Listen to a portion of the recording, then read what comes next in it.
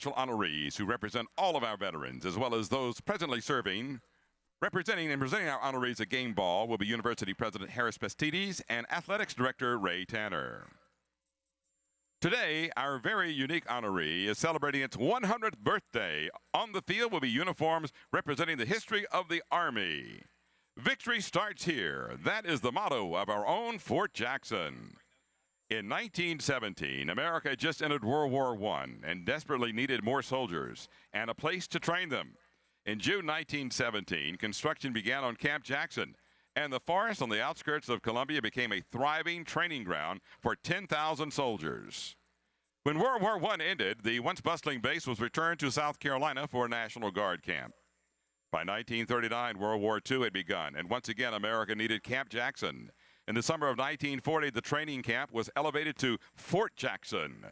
In the next year, more than $18 million fueled Fort Jackson's growth, including 3,000 buildings, 17 chapels, and a 2,200-bed hospital that stretched a mile in length. The World War II years drew many famous visitors, including President Franklin D. Roosevelt and Britain's Prime Minister Winston Churchill. By the war's end, an estimated 500,000 soldiers had trained at Fort Jackson. The next 5 decades saw more wars: Korea, Vietnam, Desert Storm, Iraq, and Afghanistan. And Fort Jackson continued to grow, modernize, and win awards for excellence. Today, Fort Jackson is the Army's largest initial entry training center. This year, more than 44,000 men and women will train at Fort Jackson. In the fort's nearly 100 years, it has trained more than 5 million soldiers. The fort's financial impact on the Midlands is $2 billion annually, with 3,500 active military employees, 3,500 civilian employees, 44,000 trainees, and 250,000 family members visiting for graduations. And now, representing Fort Jackson, our first honoree has provided leadership from numerous positions. Some of his assignments include the 82nd Airborne Division and the United States Army Special Operations Command. He recently served as the Commandant of the United States Army Drill Sergeant Academy. Some of his many awards include the Bronze Star, the Meritorious Service Medal, and the Army Commendation Medal. Ladies and gentlemen, Command Sergeant Major Lamont Christian.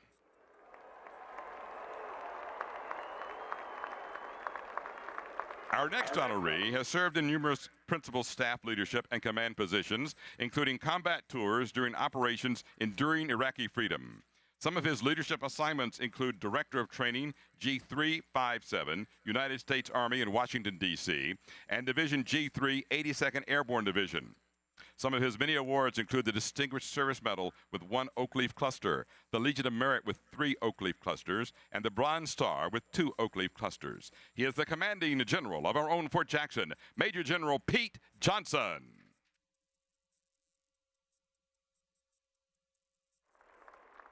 If you or a family member has ever trained at Fort Jackson, would you please stand? In this 100th anniversary year, we salute, congratulate, and honor all who help keep Fort Jackson the standard of excellence. And now, when you hear your song, stand and salute your branch of the military as we offer our deepest gratitude to all of our veterans, as well as those presently serving.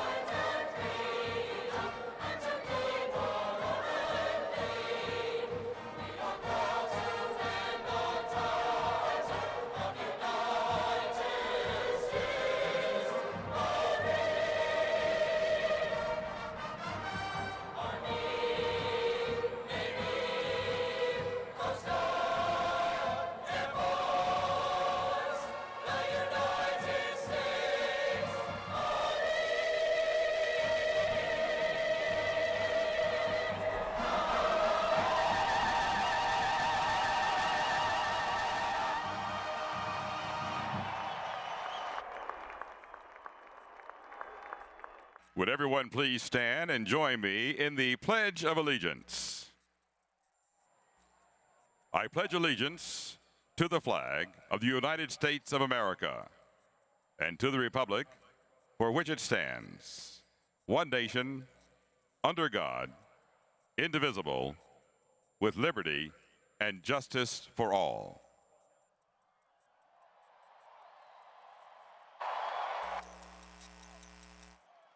On the field are families who have lost loved ones while serving our country. The wreath honors all who have given their life for freedom's cause. If you have ever lost a friend or a loved one in the military service, would you please stand in their honor and remain standing as we salute all who have given the supreme sacrifice.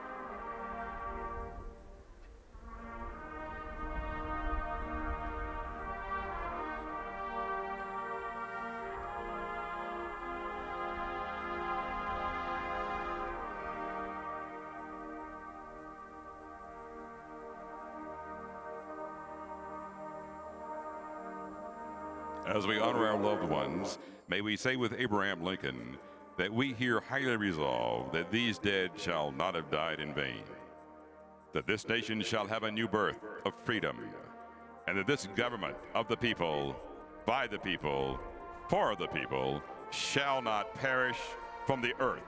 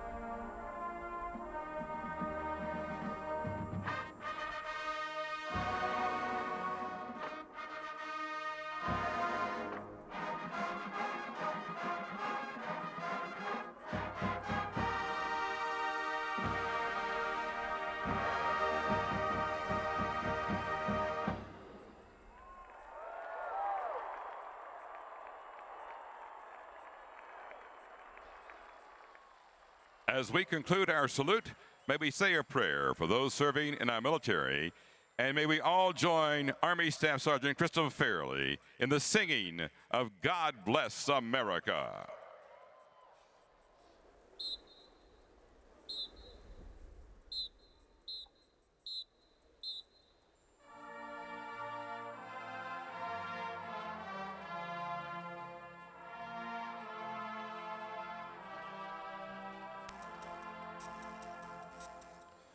God bless America, land that I love. Stand beside her and guide her through the night with the light from above. from the mountains to the prairies to the oceans wide would foam. God bless America, my home sweet